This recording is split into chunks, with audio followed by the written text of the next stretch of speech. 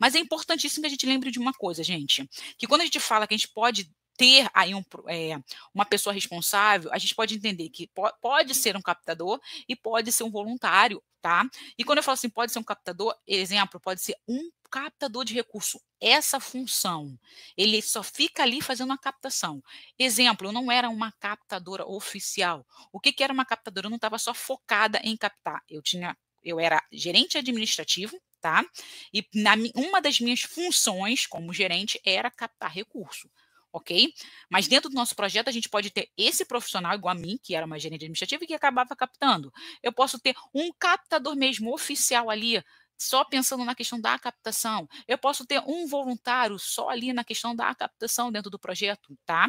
E aí a gente pensa, pô, legal, eu posso ter um profissional, uma pessoa encarregada exclusivamente pela captação. E essa pessoa tem que ser responsável, realmente responsável. Ela só vai estar focada dentro do projeto em captar.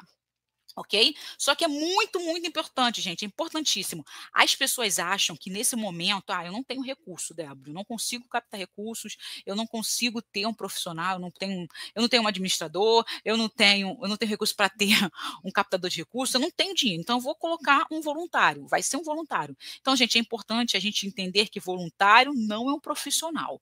Voluntário, ele não é um funcionário. Como assim, Débora? A gente confunde muito isso. O voluntário agora é responsável pela captação de recursos. Tá, legal, show, beleza. Só que, gente, ele é responsável, mas ele não vai se dedicar 100% a isso. O que é se dedicar 100% a isso? Gente, a captação de recursos ela é constante e ela é a longo prazo. O que é a longo prazo e constante? A gente não pode falar, vou captar hoje e vamos fazer uma rifa. Tá, vou fazer uma rifa e nunca mais eu faço nada. Vou fazer um bingo, nunca mais eu faço nada. Isso, gente, é uma coisa que a gente tem que pensar. Se eu tenho um voluntário responsável, esse voluntário pode ser responsável. Hoje, umzinho pode ser responsável de fazer a captação através de rifa. A gente tem o Pedrinho, que é responsável em fazer bingo no projeto. Ele só faz bingo, tem 2 vezes bingo no ano. Ele que organiza, ele vê os prêmios, ele é responsável por isso. Gente, legal. Importante isso, a gente ter pessoas responsáveis por cada captação, ok? Mas a gente não pode esquecer que um voluntário, não posso falar, vai ser Joana. Joana, você é responsável sobre a captação de recurso, a gente tem que estar lá de segunda a sexta, a gente tem que pensar em como captar, a gente tem editais, a gente tem emenda parlamentar, tu tem que se focar nisso. E aí a pessoa fala assim, pô, mas aí não interessa. Você tem que se focar, porque você não falou que ia ser captador do nosso projeto? Gente, é importante a gente pensar mais uma vez. O voluntário, ele dá tempo e habilidade. Como eu disse, o projeto, ele tem a sua captação constante. Sempre tem que estar acontecendo. A gente sempre tem que estar pensando. Hoje vai ter um edital. Eu posso não passar nesse edital. E como eu vou conseguir recurso? Eu vou fazer uma rifa. Eu vou fazer um bingo. Eu vou falar com uma empresa. Eu tenho várias fontes. Eu tenho que ter várias fontes dentro do nosso projeto. Entendeu? Tem que ter várias fontes dentro do projeto. E aí eu não posso ficar falando para o voluntário ficar lá em cima, tem que ficar em cima, tem que ficar em cima, porque o voluntário tem vida, gente. Ele às vezes está 3 horas num projeto, 5 horas no máximo que ele vai por semana. Ele vai ficar preso nisso?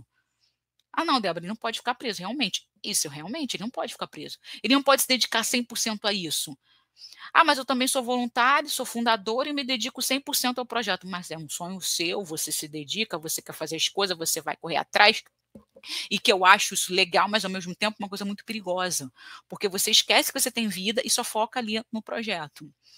Por isso que eu falo muito, a gente tem que pensar que o projeto social, ele é importante na nossa vida, por isso que a gente criou. Mas a gente tem que saber que existem outras coisas também importantes que a gente precisa delegar, porque a gente precisa sim aprender, que a gente precisa ter conhecimento, que a gente precisa saber o que a gente está fazendo para que ele não acabe sendo um estorvo, um peso na nossa vida. Porque eu escuto muita gente falar isso, cara, eu adoro o projeto, eu adoro, eu sou fundadora, eu faço, mas gente, eu estou tão cansada, eu cansei de tirar dinheiro do próprio bolso, eu estou cansada de fazer as coisas. E isso, gente, o teu lado cansado, negativo, passa para os teus voluntários. E aí tem voluntário que está ali achando que, poxa, eu vou fazer acontecer, vem com a corda toda felizona. Pô, não, vamos captar. Olha só, tá com todo o fôlego. Só como eu disse, constância e a longo prazo. Persistência também, tá, gente? Por quê? Porque às vezes o voluntário vem com a corda toda e vai falar, não, vamos fazer um bingo, o bingo vai fazer assim, assim, assado, a gente vai conseguir captar X, lá. Aí chega na hora o bingo não dá certo. O voluntário se frustra, você se frustra, as pessoas do projeto ficam arrasadas, o voluntário desiste, sai da instituição. É isso que a gente fala sobre a questão de um voluntário e de um profissional. O voluntário, às vezes, ele vem com a corda toda, mas ele tem pouco conhecimento em captação. Às vezes você não tem conhecimento algum sobre captação, mas a gente sabe, e eu passo para vocês aqui o tempo todo, que a captação tem que ser constante, que a captação tem que ser persistência, que a captação ela tem que ter monitoramento, ela tem que ter avaliação, ela é a longo prazo, que hoje você faz um evento, primeira vez que você está fazendo um evento na sua vida, cara, 90% de chance de dar errado, porque é a primeira vez. É a primeira vez. E aí aquela coisa, o voluntário se empolga, não dá certo, fica triste, não quer fazer nunca mais. Por isso que eu falei, pessoa responsável, pessoa que entenda que a captação é coisa a longo prazo. Hoje você pode fazer uma rifa e conseguir R$ 1.000. Amanhã você pode fazer uma rifa que não vai conseguir R$ 1.000 mais. Consegue 300, 400, aí tu vai se frustrar porque a primeira tu conseguiu 1.000. Às vezes o voluntário acontece isso e desiste. Então, a gente tem que entender que a gente tem que sempre estar motivado, a gente sempre tem que estar ali entendendo, e entender que o voluntário ele não tem obrigação de falar, tem que ficar de segunda a sexta, tem que ficar de 9 a meio-dia, ou de 9 até as 5, isso é obrigação sua, porque, gente, o voluntário dá o seu tempo e a sua habilidade. O voluntário ele é motivado com o projeto, sim. E por isso que, se ele quiser fazer parte da captação de recursos do projeto, ele tem que entender que as coisas são a longo prazo. Ele tem que entender que é persistência. Você tem que entender que não vai ser responsabilidade total desse voluntário para captar. Ah, não conseguiu, a culpa é dele. Não, gente. Captação de recurso é união. Captação de recurso é conjunto. Captação de recurso é conhecimento da instituição. Por quê? Porque se eu vou captar recurso através de rifa, eu não só eu, Débora, vou lá correndo atrás das pessoas. As pessoas têm que saber que existe uma rifa, as pessoas precisam saber que tem um produto, as pessoas precisam saber para que é aquela rifa, o porquê. Isso tudo, gente, não dá só para fazer no boca a boca. Não dá só para eu falar com os meus amigos, sabendo que tem 300 mil pessoas na instituição. 500 mil pessoas seguem a instituição no Facebook, no YouTube, no Instagram. Então, precisa de comunicação, de informação sobre a instituição e sobre aquela fonte de recurso, que é a tal rifa. Eu preciso comunicar e informar que existe uma rifa. Eu preciso comunicar e informar para as pessoas que a rifa é tantos reais, que ela serve para isso, que o produto de prêmio é isso. Entendeu isso da coisa? Por isso que eu digo, tem que entender esse passo. Que não podemos colocar simplesmente toda a jogada no coitado do voluntário. Porque o voluntário, às vezes, ele vem super motivado e não dá certo, se desmotiva e sai. Segundo, um voluntário está super motivado, quer fazer as coisas, e a gente, instituição, bota maior peso na pessoa e faz a pessoa trabalhar igual um profissional, e ele não é um profissional na instituição. Ele está dando tempo e habilidade, e nós temos que ficar satisfeita com esse tempo e esse conhecimento que ele está contribuindo com a instituição. Ok? Outro ponto aqui que a gente fala é da existência de profissionais para a captação de recursos. Como assim, Débora? A gente tem, primeiro passo, uma pessoa, tá, que é fixa, que é um captador oficial dentro do projeto. Ele só está focado em captar. Ele que vai fazer todas as estratégias, ele que vai montar o plano, ele que vai falar como vai fazer, quando, onde, por quê. Ele está focado nisso. Ele é um profissional, ele recebe para isso. Outra pessoa aqui que a gente fala é a questão de instituições terceirizadas. Como assim, Débora? Gente, a gente pensa assim, eu vou pagar, vou contratar a empresa tal para captar recurso para mim através de editais. Aí a pessoa vai lá, escreve o edital, você paga, passa ou não passa. Às vezes não passa, às vezes passa. Mas você tem ali um dinheiro para entregar na mão desse profissional, dessa empresa, para que ela consiga captar recursos para você. E claro, muitas das vezes dá certo, como também muitas das vezes não dá. E a gente também tem a questão de uma pessoa que é remunerada apenas quando consegue fazer a captação. Exemplo que eu dou para vocês, que uma vez uma pessoa veio falar para mim aqui, Débora, eu quero fazer uma captação através do edital X, você escreve o projeto todo para mim, se a gente passar, eu vou te pagar R$ 5.000. Eu falei, opa, como é que é? Como que você vai me pagar R$ 5.000 se você não tem dinheiro? Ah, não, mas eu vou botar seu nome aqui no projeto dizendo que você vai trabalhar uma vez no mês, um mês inteiro aí, fazendo uma questão de montar tal coisa, e a gente vai lá e paga você com o dinheiro que a gente conseguiu. Então você vai estar dentro do nosso projeto ali, exclusivamente para receber esses 5.000, mas não como uma captadora, porque como captadora não pode. Ah, entendi.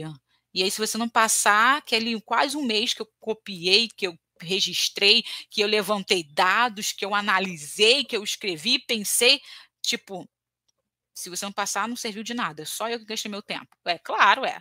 Passou, bom, se não passou, o problema é seu. Então, gente, isso também é uma falta de respeito com o profissional. Por quê? Porque esse profissional, eu, por exemplo, eu tenho casa para cuidar, eu tenho luz para pagar, eu tenho criança para sustentar. E aí você só vai, eu vou fazer, gastar meu tempo inteirinho contigo, não consigo passar no edital, porque tem centenas de projetos também, tá? Instituições e mais instituições, profissionais e mais profissionais também. Então, não é aquela coisa, eu sou gabaritada, sou, mas com certeza tem gente muito melhor do que eu. E aquela coisa, tem projetos que têm uma base, uma história muito maior do que aquele projeto qual eu estou fazendo um projeto. E aquela coisa, ah, tá bom, você não passou, você não ganha nada. Ué, espera aí, mas o tempo que eu gastei para me esforçar para fazer algo que você nem sabia fazer. Entendeu o sentido da coisa? Então a gente tem que pensar nessa questão, que aí às vezes você está desvalorizando o profissional, porque você fala: "Não, só vai receber quando se a gente ganhar". Primeiro você está desvalorizando o profissional, segundo você está fazendo uma coisa errada. Na verdade, a primeira coisa você está fazendo uma coisa errada, depois você está desvalorizando, tá? Por quê? Porque muitas das vezes a gente quer passar no edital e pagar esse profissional com o recurso que você colocou lá dentro. E aí você fala assim: "Ah, eu vou pagar aquela pessoa, 5.000 reais, 6.000 reais, sei lá, ou vou pagar em 4, 5 vezes, e aí eu vou botar lá no projeto que você vai ser administrador, que você vai ser tal coisa para você ganhar seu salário". Então, isso é irreal, é injusto, porque primeiro não tem ninguém trabalhando lá para você. Não tem uma pessoa responsável realmente fazendo aquela ação, aquela função dentro do projeto. Você está pagando uma pessoa que fez um projeto que foi aprovado para você. E aí você está fazendo o quê? Você está burlando o sistema. Isso não deve ser feito, tá, gente? Não deve ser feito. A gente tem que entender que apenas normalmente acontece lá no edital da cultura que aceita ter lá, ó, pagamos o profissional 5.000 reais para escrever o nosso projeto. Então, se a gente ganhar, eu vou ter que retirar esse valor para pagar o profissional, que equivale a 10%, tá, gente? A 10% do todo o projeto. Entendeu o sentido da coisa? Então a gente também tem que pensar nisso. A gente está errado porque a gente está burlando o sistema, a gente tem que fazer uma coisa que está errada. E segundo, a gente está errado porque a gente está pagando o profissional só se a gente conseguir alguma coisa. O tempo que ele gastou não tem nada a ver comigo. O meu negócio é conseguir o recurso. Não conseguir o recurso, ninguém ganha, nem ele, nem eu. Tá? Então a gente tem aí alguém que a gente paga oficialmente, que está focado somente na captação. A gente tem as empresas terceirizadas que a gente paga, passou, não passou, a gente perdeu ali o dinheiro. Mas o certo é, a gente investiu. Vai investir, às vezes, o investimento dá certo, como também não dá. Entendeu? Mas é um investimento. Que a gente fez o quê? Contratou uma empresa. E por último, a gente tem essa questão de contratar uma pessoa e a pessoa vai fazer, se é passar, passou, se não passar, não passou, ninguém recebe nada. Que é uma falta de respeito com esse profissional.